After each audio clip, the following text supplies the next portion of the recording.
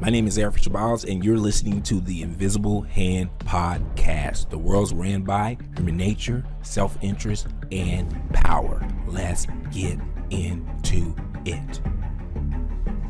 What's going on, everybody? Eric Shabazz here with the Invisible Hand Podcast. And today I want to talk about basically how politics don't truly solve problems in society. So the reason I want to talk about this is because I think there's a lot of belief in the American system and the democratic process. And our belief essentially is that in some way, why we're justified voting in America is basically because politics ultimately help us solve problems. But if we look deeper into the nature of problems and how society has truly solved some of the biggest, most pressing problems that existed in the world, it has always been technology and not politics that solves problems. So I'm going to start with the perception of politics and how it's kind of perceived that it should be kind of the problem solving of society.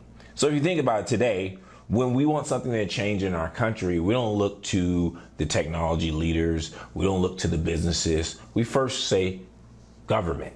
The government should be incentivizing us to solve the problems that exist in our society, whether it's discrimination, wealth inequality, access to opportunity, gay rights, whatever you want to talk about.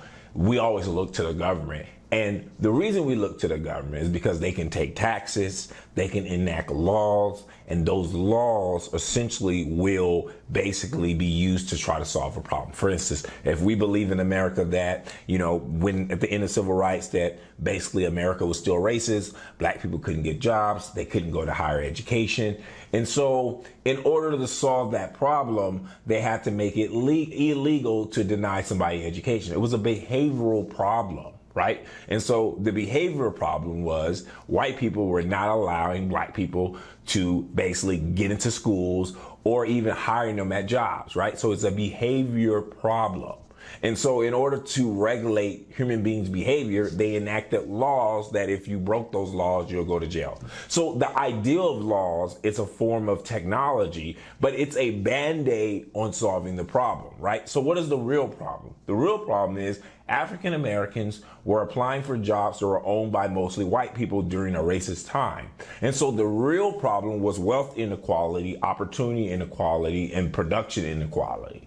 So on a fundamental level, the problem wasn't the fact necessarily that the black person and the white person didn't want to hire each other. It was the fact that one person needed the other to hire them.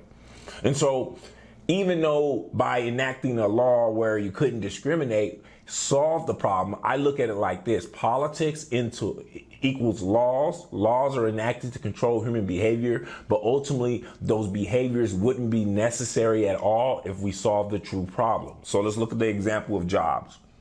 In America, because of slavery, a lot of capital was made for like 200 to 300 years worth of free slave labor.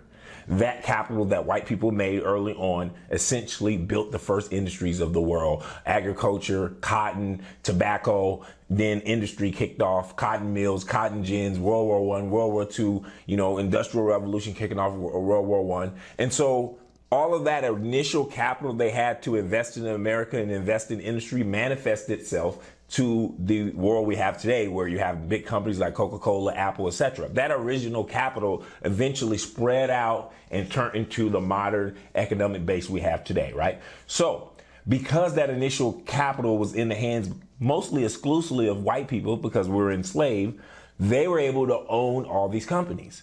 And so now if a black person in America pretty much wanted a job, he would literally have to ask a white person in the 60s for a job who was still racist or they were still biased during that time. And so the real issue and the real solution to this problem is not necessarily by enacting laws to change people's behavior, trying to change people's hearts, but it's to solve the fundamental problem where they wouldn't have to execute that behavior altogether. So I'll give you an example. Let's say that white person didn't want to give that black person a job because he wanted to take care of his own group and his own people. Why does he want to take care of his own group and his own people? Because most likely there's not enough jobs or there's not enough good paying jobs. So if they're going to give somebody the best job or a competitive job, they rather give it to somebody in their group who's white, who's a family member, who's a part of their extended race before they give it to a black person. So in actuality, if there was no scarcity, that means that if there was more than enough jobs to go around, and if there was more than enough capital to go around where those black people can start a lot of jobs and hire people who look like them, and white people had enough money to create jobs and hire people who look like them, right? If the capital was allocated fairly, you wouldn't have to enact the law because the technology that was created that allowed the capital to be abundant would be there. So what I'm simply saying, I know that was kind of confusing. What I'm simply saying, the laws are just band-aids to try to modify human behavior. But if you look at the majority of what has actually advanced society throughout history, it actually has been technology. For instance, there wasn't ways to get around easily. People used to have a horse and carriage, and only people who could afford horse and carriage can get around. Then they created cars. Now, all of a sudden, something that would take you a week walking, you can get there in, let's say, one day, half a day, 8 hours in a car. And so the things that fundamentally change our lives the most are not politics, it's not laws, it's not the government's rules, it's technology that that basically transform our lives. Look at today, you have everybody pretty much in the United States to have access to internet, webcam, they can upload unlimited videos to YouTube without paying. These are the things that fundamentally transform our lives. And when you look deeper, politics and laws are band-aids for problems that we haven't figured out to actually solve with technology. So think about it. When you make a law that says it's illegal to kill people, right? And so if you kill somebody, you can go to jail the rest of your life.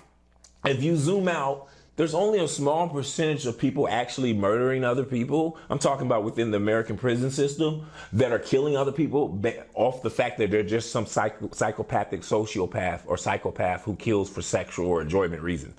I would argue that less than 1% of the murders in the United States are done by those people, which means that the majority of people who are killing, right, even though there's laws that make it illegal and you can go to jail the rest of your life, they're still doing it. You know why?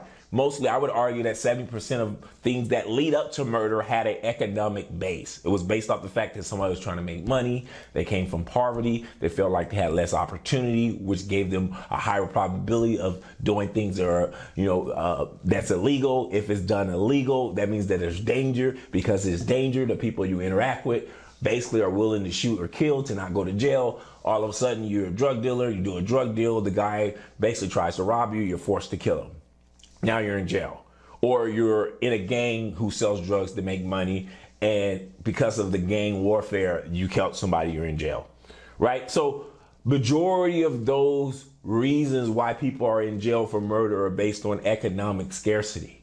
People feel like they don't have enough or enough opportunity. And so instead of solving the problem, the real problem, the core problem, which is the fact that there's not enough economic opportunity evenly distributed in society, right? Instead of solving that, we go put a band-aid on it by electing politicians to put crime laws and different crime approaches into society.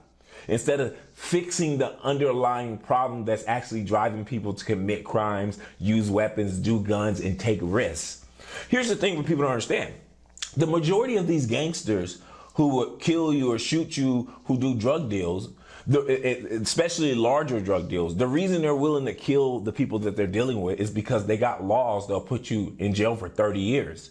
And so if they knew that, hey, if this deal falls apart and I get caught, I only go to jail for, let's say, 3 months, they wouldn't be willing to kill. But a lot of times, these people's willingness to murder is because, for instance, if a guy get caught with a brick or 3 bricks and he's dealing with somebody who he may not trust, he knows if he gets caught, he can go to jail for 30 years, 40 years, even life. And that's worth killing for.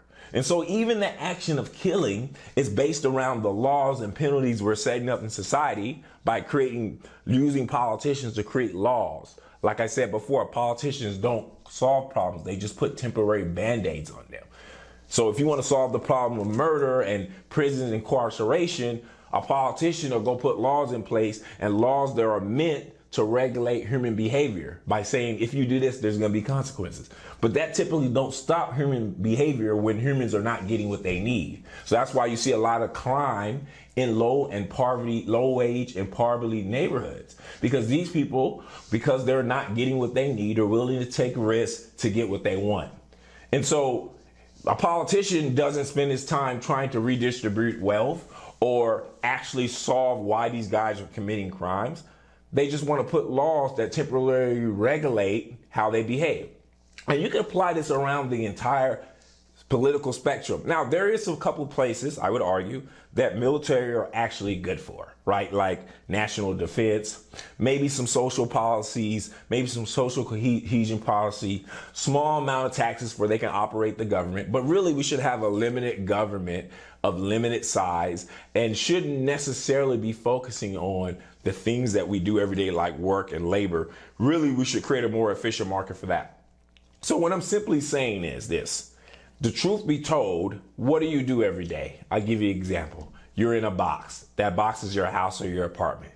You look at a box or a screen. That box is your television or your cell phone. You use them on a daily basis. When you go to work, you jump in a box, which is your car. You drive it to work. It gets you there in 15 to 40 minutes. Then you walk into a box, which is your office in your building. And when you walk into a box, you sit in a cubicle and you look at another box, which is your computer screen. So if you think about it, the thing that you do every day to maintain your life is technology. It is not laws and policies and different initiatives that politicians that basically define your life. It's the things that innovators, creators, engineers, entrepreneurs create every day that transform your life. Last point. Right now, I would argue in the early 2010s when the internet speeds finally hit to the point where we could say that we had video. Back then, there was a lot of kids that grew up in the hood that didn't have access to information and education. These kids' parents didn't go to college. They're likely to not have a lot of books in the house. The internet didn't exist at that time. And the probability of those kids having a stable life where they were going up into libraries looking information up was very low. All of a sudden, no matter if you're poor or not in America, the internet comes. All of a sudden, the entire globe of information, anything you could ever think of, is online. Better than that, any major subject you want to know about, no matter how complex, instead of going to a library or reading a very complicated long book, you can find a YouTube video that explains it with sounds and graphics and information that makes it fun and enjoyable. Now, all of a sudden, the information gap of the entire country has almost balanced out to asymmetrical because of technology. No laws or policies or initiatives the governments could have done to give Americans more access to information and level the information gap between the rich and the poor than the internet. And the internet wasn't necessarily created by government policies, even though the initial ideal started in a government program. It was this information gap that has basically been wiped off the planet because any kid with a cell phone in America can jump on Google or YouTube and literally search any concept that can thoroughly introduce them to it or explain it to him. And if he decides to go deeper, he can jump on YouTube or Google and go as deep as he wants, getting that information for 100% free. Technology has balanced the gap of information probably around the entire world. No politician, no laws, no initiatives will ever supersede how technology changes our lives. So that's why I honestly believe, and I really believe this, I want people to understand this, because when you start thinking about voting again, you start thinking about what is our real role in society when it comes to moving society forward. I would argue that what politicians do by basically, look, the end result of a politician after you vote for them is ultimately to come up with concepts to solve problems in society. And essentially they enact laws that they put in place to modify human behavior to help solve that problem. The problem with why I have that, and I think that all Americans in the United States need to think about this, is when you enact laws, laws are meant to change human behavior, but not necessarily solve the underlying problem. It's a Band-Aid. What we need to do when we think about voting for politicians, we need to think about what is their end result output. If their end result output of helping us solve a problem is another law, then that's not what we should be asking of our government. What we should be asking for is actual technology. These are specific systems or programs or technology or hardware that will structurally redefine the issue where it's no longer a problem. For instance, if we're in America and we find that, hey, it's not enough food to go around that's affordable, then if we reach out to politicians to enact laws, they're going to try to redistribute the current available food. But the real way to solve the problem is for us to have the government help companies and entrepreneurs develop technology that can produce more food faster for cheaper, and which will structurally solve the problem for everybody instead of trying to redistribute scarce resources. And that's what I mean by politicians and laws change human behavior, but they do not solve the underlying problem. Technology does. This is Alfred Shabazz with the Invisible Hand Podcast. Peace. The future of legal betting is finally here. Place a bet using Bitcoin right over the phone. Unlike traditional gambling sites, every bet you make with us is guaranteed a 50% probability of winning. All of our bets are one-on-one against a real person and never the house. We offer some of the most unique bets in the industry. Bets like, will LeBron James win his 5th NBA title? Will Joe Biden be elected for a second term? Will Tesla be worth $1 trillion by the end of 2022? You can bet on if it'll rain tomorrow. You can literally bet on any future event. Text the phrase I bet to the number in the description and I'll reply back with all of our available bets. Again, text the phrase I bet to the number in the description and I'll reply back with all of our available bets today.